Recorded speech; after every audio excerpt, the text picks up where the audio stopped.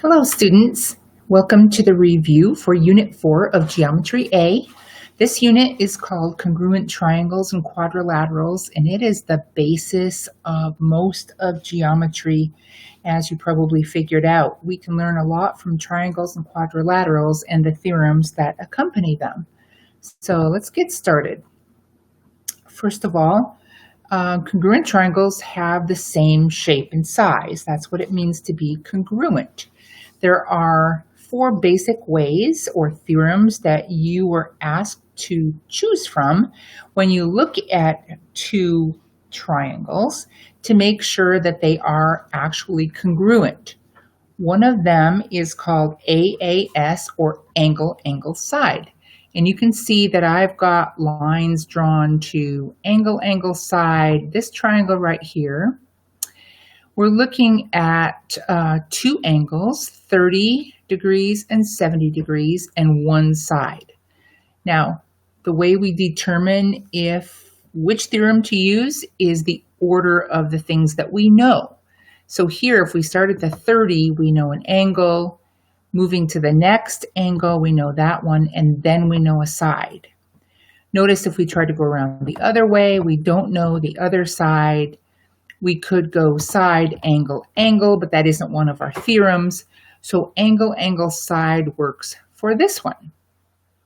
If you look up at the same triangle up here in the corner, you can see that it's congruent.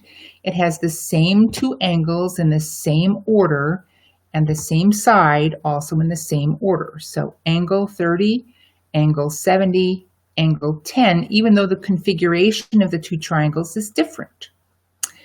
Now, I'm looking at this purple set of triangles, and it looks like they're pretty similar, and it says it's by ASA. That's angle, side, angle. So the two angles that we know on this one have to have a side between them that we also know. So I don't actually see any more than one angle. So I have to kind of be intuitive here, because these triangles are connected, and the two triangles where they are connected are called vertical angles because they're created by intersecting lines, and therefore they are equal to each other. Between those two angles, you see a little tick sign on the sides. That means those two sides are congruent. So these two triangles connected at the center are indeed ASA correspondence.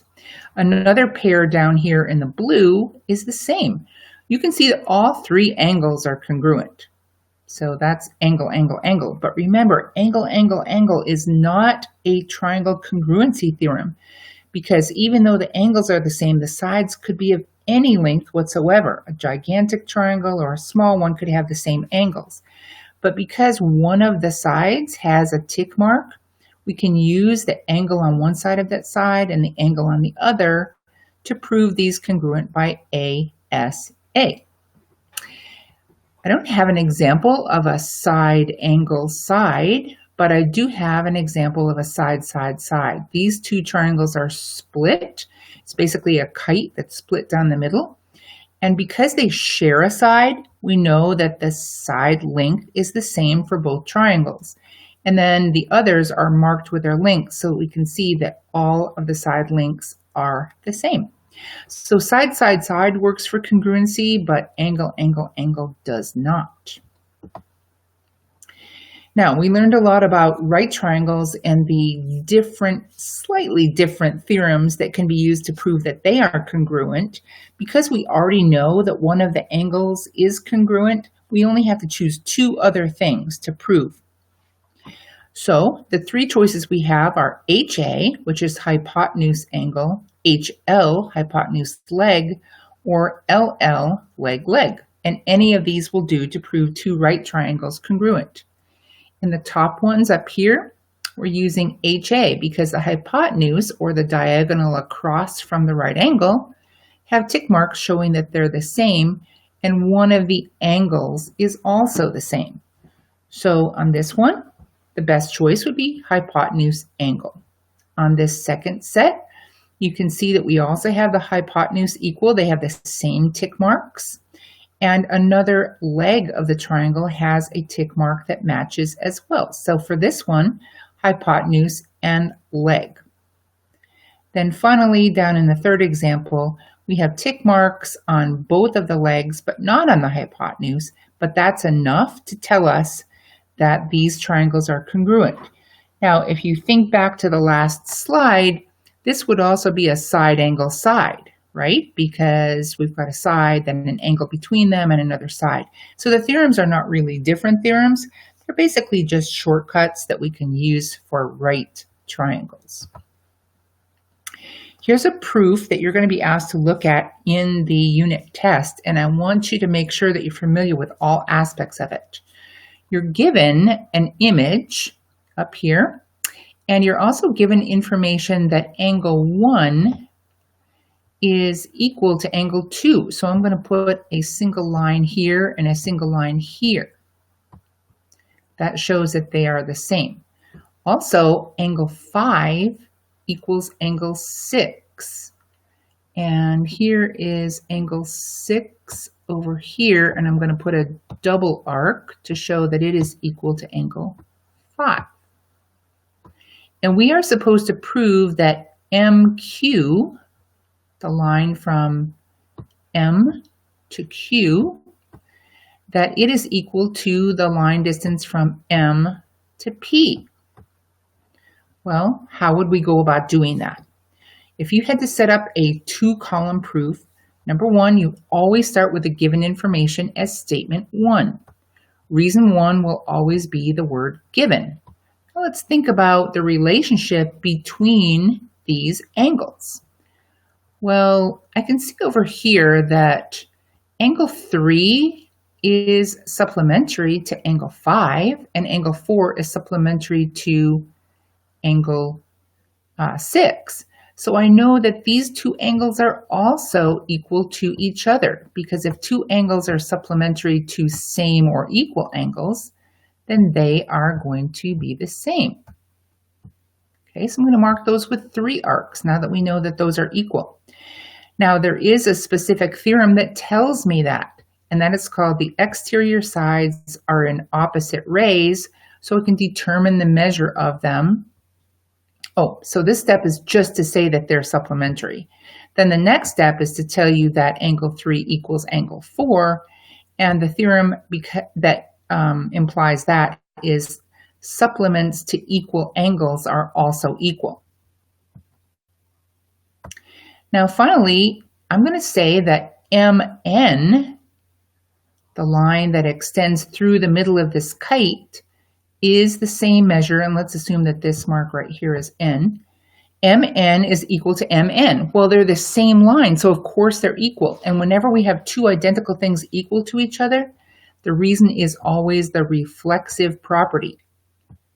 So now our job is to prove that these two triangles are congruent, because once we know that they're congruent, we know that all the rest of their parts are congruent, and that's what we're after in the end.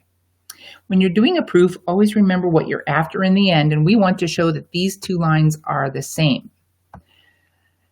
What do we have in these two triangles? We have a line right here that is equal to itself, but it's a side on both of the triangles. We have congruent angles on one side of that line, congruent angles on the other side.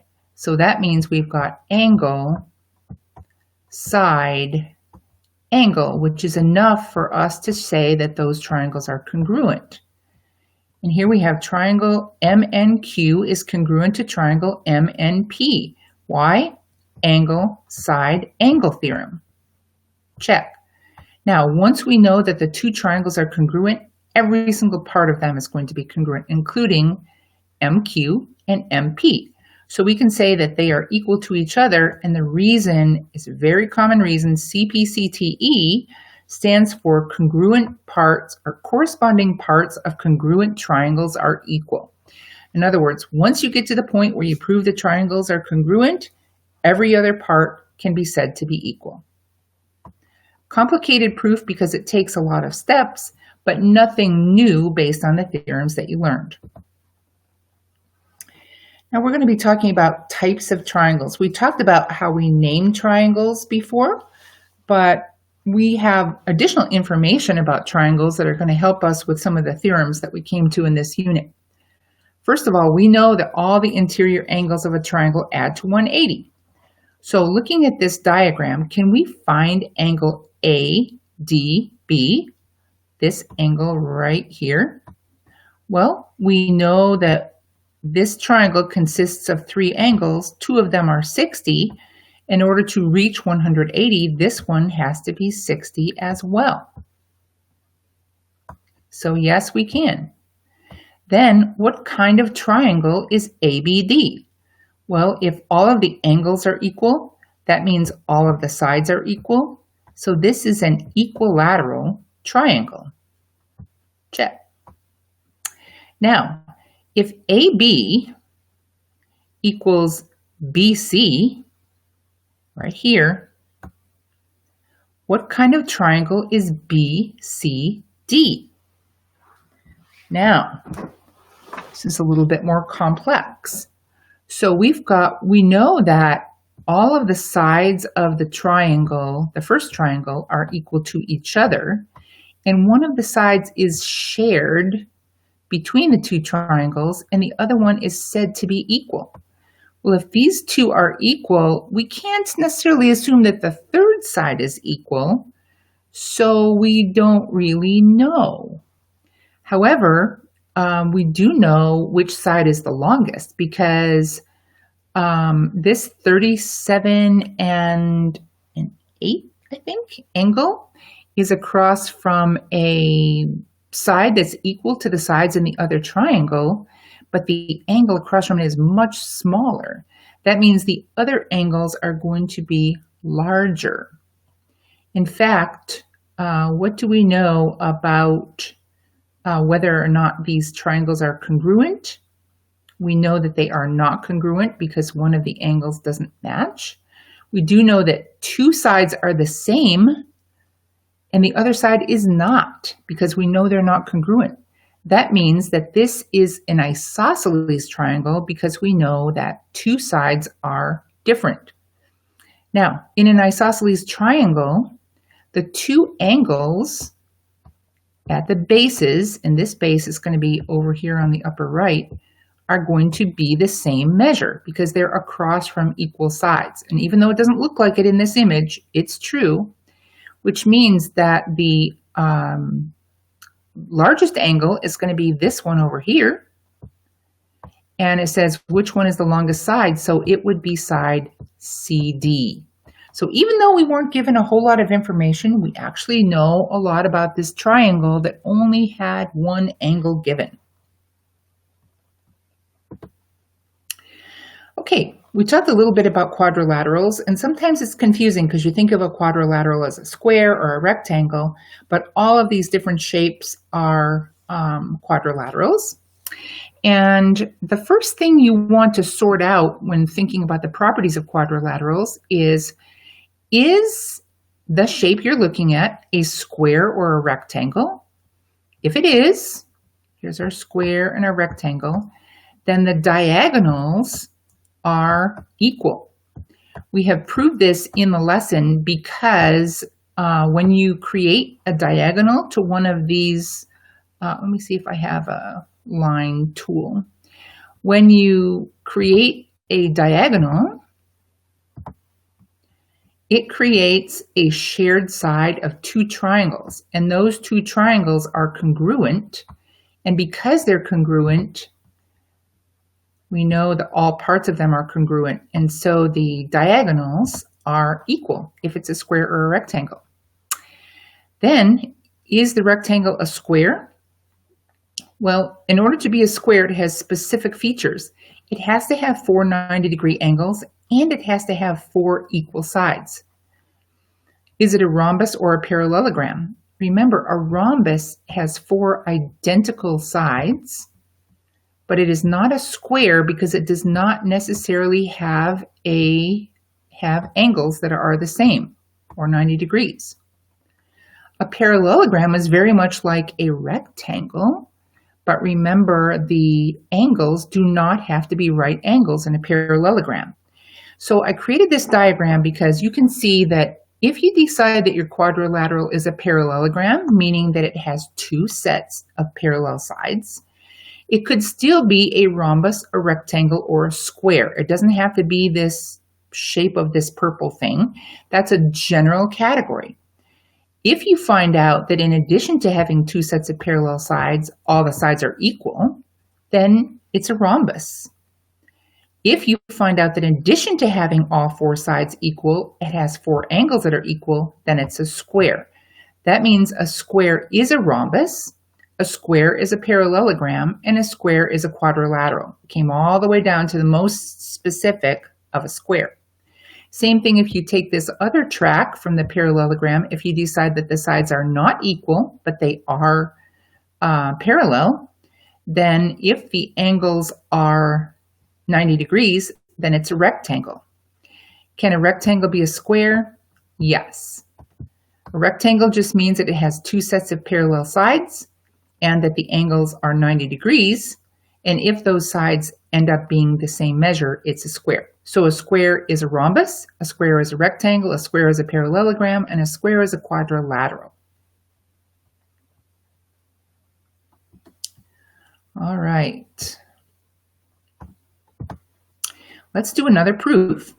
Here we've got a picture of a quadrilateral. We would like to think it's a square, but we can't assume that for sure. And it has a triangle inscribed in it. Now, what do we know about this? We're not given any angles, we're not given any lengths, and we are asked to prove that triangle CDN is congruent to triangle CBM. So let's just outline those. CDN, C to D, D to N, and back to C is going to be our red triangle. And we want to show that it is congruent to CBM. So let's choose a different color for this one.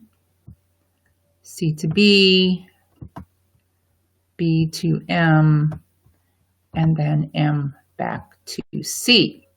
Now, they look the same, don't they? Let's see what we can find out. Well, we weren't given the given information, so we're going to look at the, whoops, one of my lines disappeared. We're going to look at the given information to see what we can label on this image. Points M and N are midpoints of AB and DA respectively. Okay, so that means that I could put a tick mark here on DN. Whoops. DN and NA, because N is the midpoint. The midpoint splits it into two identical halves. And point M is the midpoint of AB. So down here, let's put two tick marks because we haven't yet found out that this is a square. Okay, so those two are equal. That's given information. ABCD is a square, also given. Okay, so we know that all these sides are equal. So let's do a 1, 2, 3 here, a 1, 2, 3 here, 1, 2, 3 here. But this also tells us that these two sides here, MB and MA, are the same as NA and DN. And then this side over here is the same as well. Not only do we know that the sides are equal, but we know that the angles are right angles. So just from those two pieces of given information, we have added quite a bit of information. Okay, so we can say that DC equals BC. DC equals BC. Yes, and those are two parts of those triangles we're looking at. So that's a side. Sides of squares are equal. We also know that BM equals DN. Let's get my pointer tool here. BM, this little half line, is the same as DN up here. And indeed, we have them marked already. So that's another side. So we have two sides and they're in a row, so we can put them right next to each other. We also know that angle A equals angle B. Well, we know that because all angles of a square are equal. So we have an angle, but actually look at, even though the sides are consecutive, the angle is between them. So I'm going to change this up a little. This is going to be side angle side. And that's the method we're going to use to show that these two are triangles. And here we have SAS right here. Now, we could have also used leg, because knowing that the triangles are right triangles, we would have to add one more step that says that the triangle is a right triangle because it has a right angle. And then we could use LL because two legs of the triangle are congruent. Okay, parallelograms versus trapezoids. Now we know that both of these are quadrilaterals, so they have something in common, but a parallelogram has two sets of parallel sides and a trapezoid only has one set. So you can see that both of these images that I have drawn are trapezoids. They don't have to be isosceles trapezoids like this one on the bottom, but they can be. And they do have to have at least one pair of parallel sides. Now, I put in here trapezoids can be isosceles, but they're not always isosceles. The thing that makes them isosceles is the same thing as a triangle. If one leg is equal in length to the other leg on the opposite side.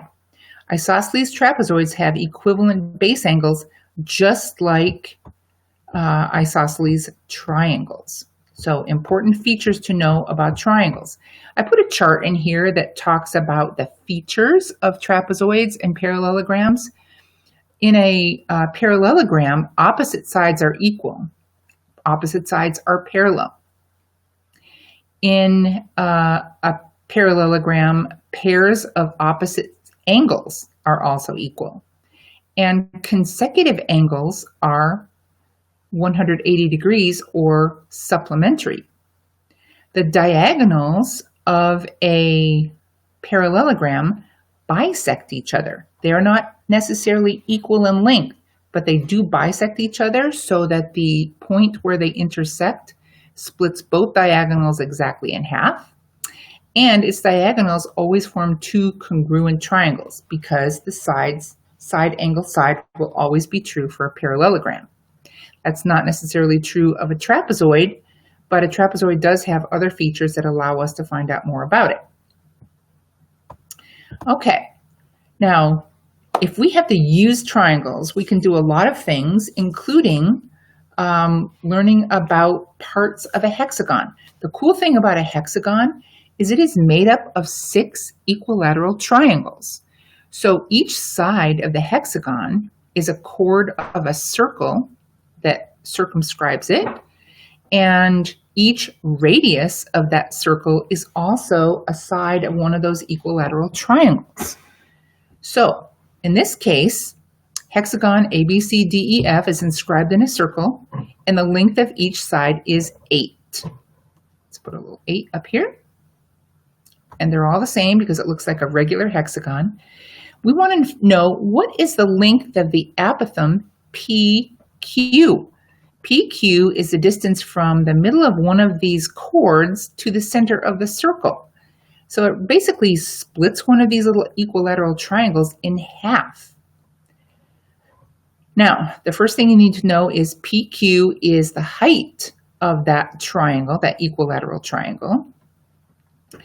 And AQB, and right triangle AQP.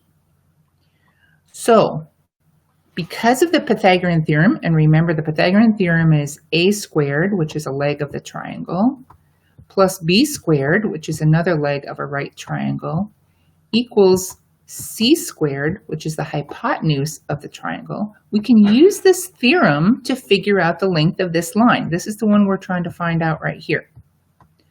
So what happened is when it comes down and bisects this chord, it creates 2 right angles, and therefore it creates 2 right triangles.